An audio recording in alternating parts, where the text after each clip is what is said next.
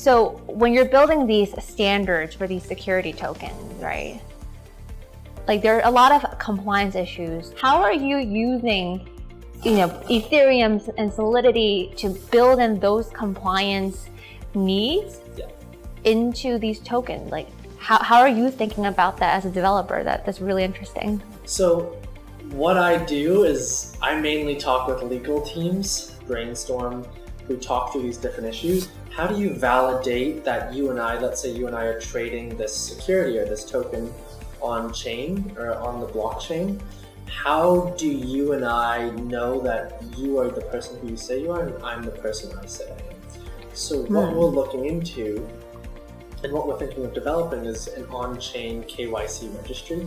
What do you mean when you say on-chain? Good question. On-chain means pieces of information are stored on the blockchain. So one of the benefits of a blockchain, you can think of it as like a distributed ledger. You can query the blockchain and you can get back pieces of information.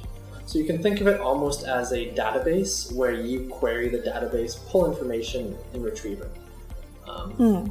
So you'd be storing, let's say, who owns which security, how much security do they own. Got it.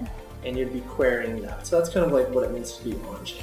So one of the biggest issues and one of the compliance things we talk about a lot is this concept called KYC.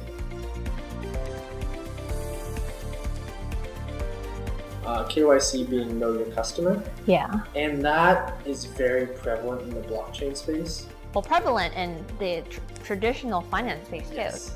But in the traditional finance space, regularly when you go and open up a bank account, you have to go in, you have to speak to a person, you have to show them your information. Yeah. There's a lot more background checks. With the new kind of wave of the digital space, there's no place to go in and get a wallet address. It's more through a web interface where you have to upload your passport, you have to take a selfie, you have to input your places where you live, what's your street address, zip code, so that third-party systems can validate that this address belongs to you.